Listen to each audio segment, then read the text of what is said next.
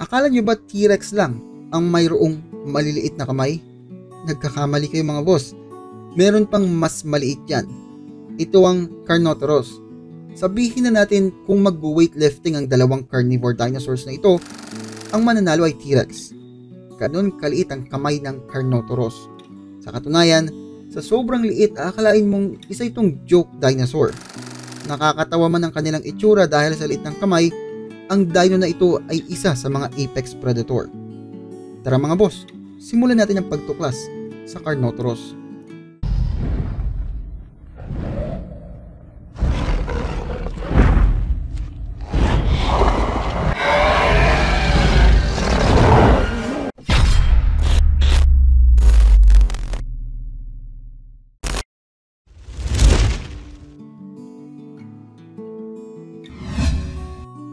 Ang dinosaur na ito ay tinatawag na Carnotaurus. Ito ay isang theropod dinosaur na naninirahan sa South America noong late Cretaceous period. Ang kilalang species ay isa pa lang. Ito ay ang Carnotaurus sastrae. Ang pangalan nito ay mula sa Latin na carnes, nang ibig sabihin flesh, at tauros naman ibig sabihin bull. Nang pag pinagsama natin ang dalawa, ang pangalan nito sa Latin ay man-eating bull. Pero bakit nga ba yun ang pinangalan dito? Kasi mga boss, ito ay ang diet niya, which is meat, at ang bull-like horns nito, which we'll delve into it later. Ang sastrae naman mga boss ay mula sa may-ari ng ranch kung saan natagpuan ang fossil nito na si Angel Sastrae.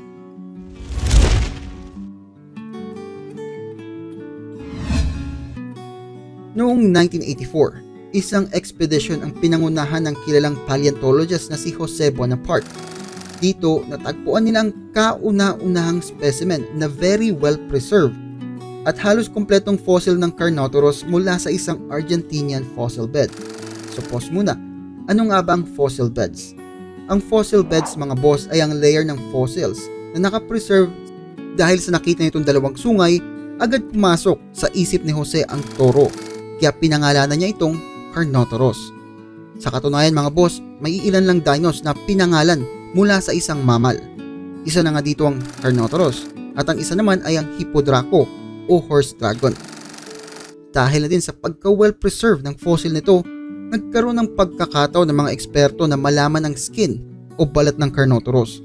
Surprisingly, sila ay more scaly o reptilian-like. Medyo kakaiba ito dahil noong late Cretaceous period, karamihan ng mga theropods ay may mga balahibo. Kahit na ang hatchlings ng mga T-Rex pinaniniwala ang may balahibo rin. Gayunpaman, hindi pa conclusive ang isang evidence. Kailangan pa nilang makakita ng iba pang fossil remains para malaman talaga kung sila ba ay reptilian o minsan ding nagkaroon ng balahibo.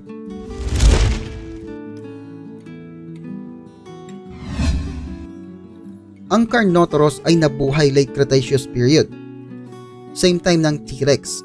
Kagaya ng ibang dinos, nag-extinct din ito dahil sa KT extinction. Kahit na sabay na nabuhay ang T-Rex at Carnotaurus, magkaiba naman sila ng lokasyon. Ang dino na ito ay naninirahan sa South America na noon ay tinatawag na Patagonia. Ang Patagonia ay walang malalaking theropods.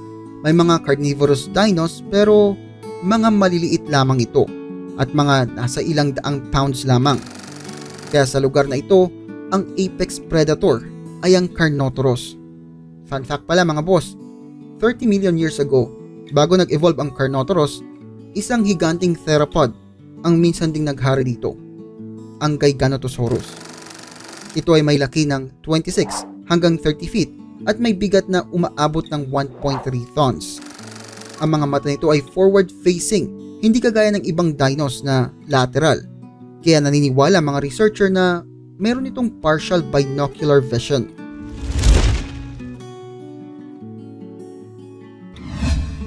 Dahil sa sungay nito, mas more menacing o mas nakakatakot ang itsura nito kumpara sa T-Rex. Ang sungay nito ay nakalagay sa itaas ng kanyang mga mata. Honestly mga boss, nung una kong nakita ang dino na ito sa TV, akala ko kilay lang yun na nakaangat. Ngayon ko lang din nalaman na sungay pala ito. Well, the more you know. May mga dinos na may sungay. Pero ang Carnotaurus lang ang theropod na nabubuhay na may sungay noong era na yon.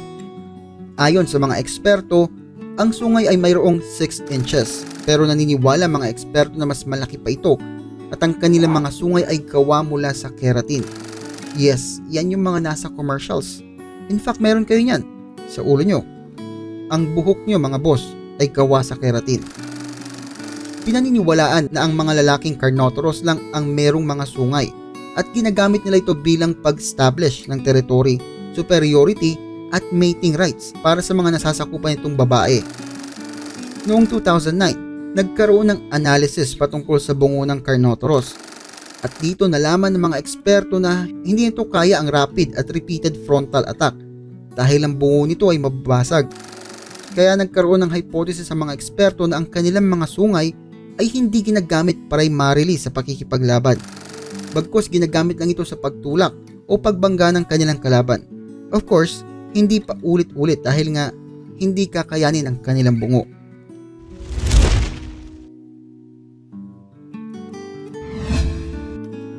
Of course, hindi makukumpleto ang ating list kung wala ang kamay nito. Pero honestly mga boss, sa panahon natin ngayon, nakakatawa talaga mga kamay nito na sobrang liit. Naalala ko tuloy yung kamay ni Deadpool na bagong tubo. Fun fact mga boss, ang Carnotaurus ang may hawak sa pinakamaliit na forearms sa buong history ng mga dinosaur. Buong history yan ha. Hanggang ngayon, hindi pa rin malinaw sa mga eksperto kung para saan ang gamit ng maliliit na kamay nito at bakit nag-evolve ng mas maliliit na kamay.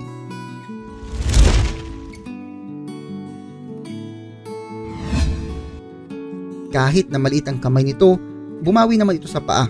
Sa katunayan, sa panahon na nabubuhay ito, siya ang may hawak sa pinakamabilis na predator. Ang kanya mga paa ay malalakas na kayang-kayang tumakbo ng mabilisan. Ang problema lang, mabilis itong mapagod. Parang cheetah, if you put it that way, kasi ang cheetah mabilis pero mabilis din mapagod. Ayon sa analysis na ginawa ng mga eksperto, mayroon itong malalakas na muscles na tinatawag na cuda femoralis. Ang bawat piraso ng muscle nito sa kanyang thighs ay may bigat na umaabot sa 300 pounds. Isama na natin ang shape ng buntot nito. Kaya naman, kayang-kaya na itong tumakbo ng mabilis.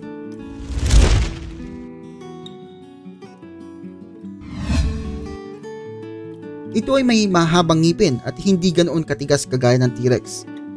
Mayroon itong 16 na ngipin sa bawat side ng upper jaw at 15 naman sa bawat side ng lower jaw. Ang Carnotaurus ay hindi katulad ng T-Rex pagdating sa bite force. Sa katunayan, halos wala pa ito sa kalingkingan ng T-Rex. Dahil dito, pinaniniwalaan na ang mga Carnotaurus ay kumakain ng maliliit na hayop at kadalasan nilulunok ito ng buo. May iba namang teorya na nagsasabing halos katumbas ito ng modern day American alligator pagdating sa bite force. Base sa data na ito, posibleng ang isang grupo ng Carnotaurus ay makapatay ng Titanosaurs. Ang fossils na natagpuan ay kasama ang mga ahas, mammals, crocodiles, pagong at mga marine reptiles. Ang kakaiba dito ay wala nang iba pang natagpuan na dinosaur fossils maliban sa Carnotaurus. Base sa data na ito, dalawa ang naisip na paliwanag ng mga eksperto. Ang Carnotaurus ang apex predator sa ecosystem na pinapaligiran nito. Pangalawa, walang pinipiling pagkain ang Carnotaurus. Gayunpaman, hindi porkit walang nakitang malapit na fossil ng ibang dino, ibig sabihin na siya lang ang dinosaur sa lugar na yon. It only takes a matter of time bago matuklasan ng iba pang dinosaurs. Hindi rin naman kasi madaling maghanap ng dinosaur fossils. Ilang milyon taon din kasi ang lumipas simula nung huling paglalakad nito dito sa ating mundo. Ang well-preserved fossil nito ay matatagpuan sa Natural History Museum of Los Angeles County. Ayan mga boss, ang impormasyon patungkol sa Carnotaurus. Sana ay may nakuha kayong bagong impormasyon sa video na ito.